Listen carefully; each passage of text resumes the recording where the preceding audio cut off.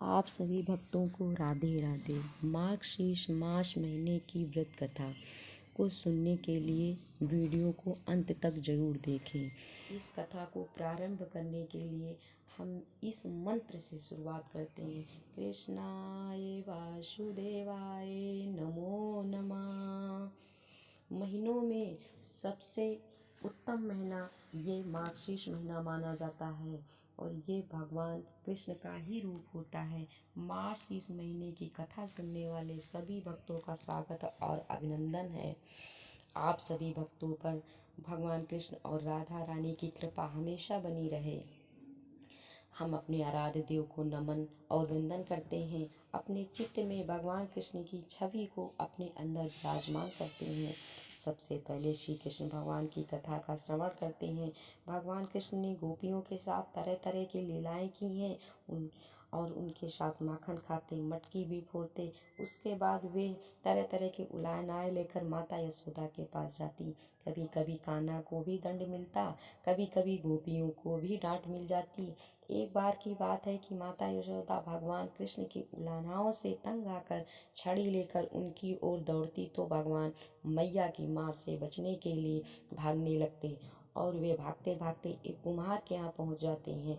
लेकिन वो कुम्हार अपने कार्य में इतना व्यस्त था कि उसे भगवान की को देखना दूर तो और वो अपने कार्य में लगा रहा। लेकिन जैसे ही उसने भगवान को देखा वो पहचान गया और भगवान के पास जाकर के देखकर उनको बहुत प्रसन्न हुआ। और भगवान ने जैसे ही उसको देखा तो भगवान ने कहा कि हे कुम्हार, मेरी मैया बहुत गुस्से में छड़ी लेकर मेरी ओर आ रही हैं, अतः तुम मुझे कहीं छुपा दो। तो उस कुम्हार ने एक बड़े से मटके में कान्हा को छुपा दिया। तभी माता यशोदा वहाँ पहुँचती हैं और उस कुम्हार से पूछने लगती हैं कि इधर उसने मेरे लाला को तो नहीं देखा। तभी कुम्हार कहता है कि नहीं मैया, मैंने आपके कान्हा को यहाँ नहीं देखा। जैसे ही मैया ये सुनती हैं तो वो वहाँ से चली जाती हैं। मैया के जाने के बाद भगवान कृष्ण उस कुम्हार से कहने लगते हैं कि हे कुम्हार, मुझे इस घड़े से बाहर निकालो। तो वो कुम्हार ने भगवान से कहा कि ऐसे नहीं प्रभु, पहले आप मुझे 84 लाख योनियों से मुक्त करने का वचन दो। भगवान ने कहा कि चलो मैं तुम्हें 84 लाख योनियों से मुक्त करता हूँ। तब उसने कहा ऐसे नहीं प्रभु, मुझे पूरे परिवार को 84 लाख योनियों से मुक्त करने का वचन दीजिए।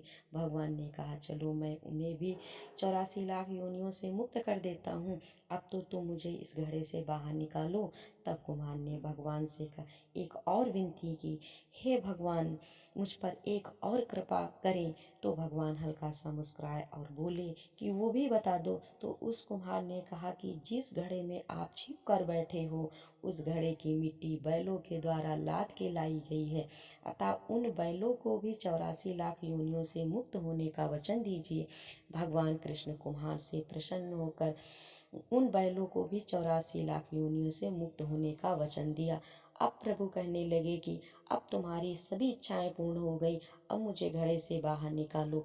अब कुम्हार ने कहा कि नहीं भगवान, फिर मेरी अंतिम इच्छा और पूर्ण कर दो। भगवान ने कहा बताओ तुम्हारी अंतिम इच्छा क्या है। तब कुम्हार ने कहा कि आपके और मेरे संवाद को जिसने भी सुना है उसको भी 84 लाख योनियों से मुक्त करें।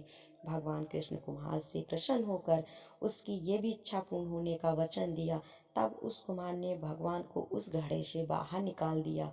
भगवान जैसे ही घड़े से उस बाहर निकले तो उस कुम्हार ने भगवान का अष्टांग किया और चरणों को धो करके चरणामृत लिया और पूरे घर में चरणों उस जल से छिड़काव किया। भगवान से गले लगकर वह बहुत रोया और भगवान में विलीन हो गया। इस बात पर गौर करें कि जो भगवान नन्ही सी उंगली पर गोवर्धन को उठा सकते हैं, क्या वो घड़े से बाहर नहीं निकल सकते हैं? प्रेम पर ही रीझ जाते हैं। भगवान, आप चाहे जितना दान पुण्य कर लें, जब तक आपके अंदर प्रेम नहीं होगा, भगवान कृष्ण नहीं मिल सकते हैं।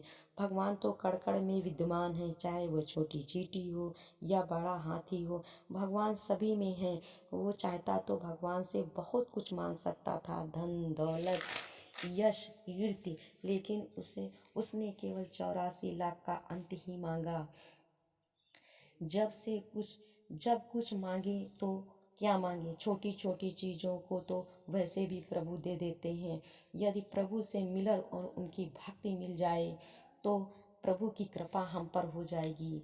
सारी चीजें तो वैसे ही प्रभु हमें दे देते हैं, इसलिए प्रभु की भक्ति ही क्यों ना मांगी जाए। आप सभी को ये कथा कैसी लगी, आप सभी कमेंट करके बताएं।